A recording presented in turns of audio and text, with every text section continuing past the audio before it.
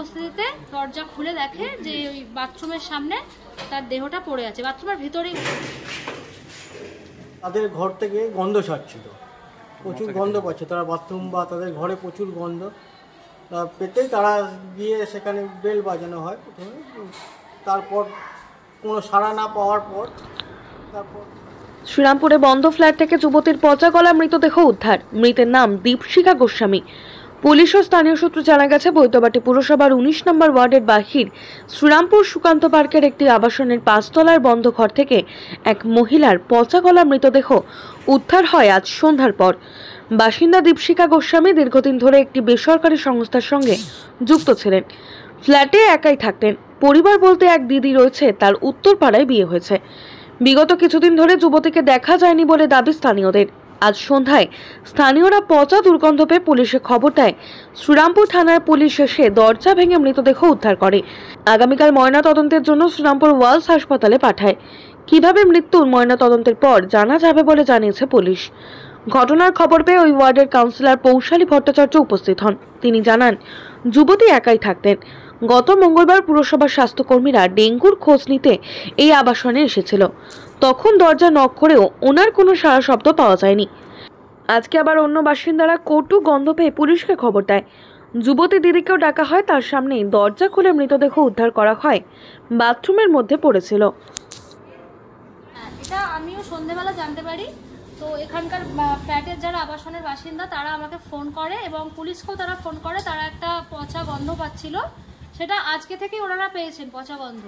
তো পুলিশ এসে ওনার যে মারা গেছে তার বাড়ির লোককেও খবর দেওয়া হয়েছে। তার দিদি এসেছিল, দিদির উপস্থিতিতে দরজা খুলে দেখে যে ওই বাথরুমের সামনে তার দেহটা পড়ে আছে, বাথরুমের ভিতরেই বলতে গেলে। শেষ কবে দেখা গেছে কিছু জানতে? শেষ দেখুন, উনি তো একা থাকতেন, আনম্যারিড ছিলেন।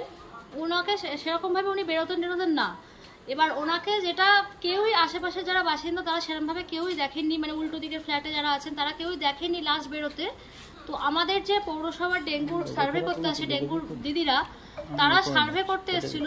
সেই সার্ভে অনুযায়ী মঙ্গলবার তারা লাস্ট এই ফ্ল্যাটে সার্ভে করেছিল। তো তারা সকালবেলা যখন আশেপাশে সব ঘরেই নক করেছে, তাদের সইও করিয়েছে, কিন্তু ওনার ঘরে মঙ্গলবার ডেঙ্গুর দিদিরা সার্ভে করতে এসেছিল, বেল বাজিয়েছে অনেকবার, উনি সারা শব্দ পাওয়া যায়নি। তা ওরা তো চলে গেছে, তার পরবর্তীকালে কেউ দেখেনি। আজকে গন্ধটা প্রকট হতে ওনাদের আবাসনের বাসিন্দাদের সেটা নজরে আসে।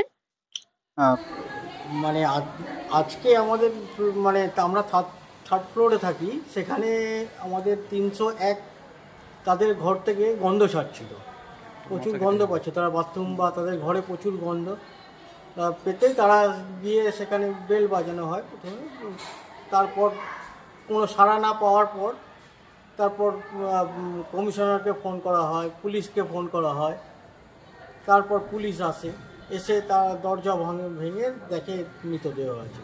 তার দিদিকে ডাকা হয়, তার দিদি এসে সেই দেহ উদ্ধার করে। তিনি কি একাই থাকতেন? তিনি একাই থাকতেন। কি করতেন তিনি? তিনি একটা ওই বেসরকারি কোম্পানিতে কিছুদিন আগে চাকরি করতেন মনে হয়। কতদিন ধরে আসেন এখানে? উনি আছেন প্রায় 3 বছর তো আছেন। ভাড়ায় নাকি নিজে? না, নিজে। কখনো কেউ আসা যাওয়া ছিল এই ফ্ল্যাটে? সেরকমই, এবার আমাদের তো দেখাশোনা হয় কোনো ব্যাপার নেই। শেষ কবে দেখেছিলেন মনে আছে? তাও খেয়াল সেরকম ভাবে মেলামেশা ছিল না? না। কি নাম আপনার? আমার নাম শ্যামল সরকার।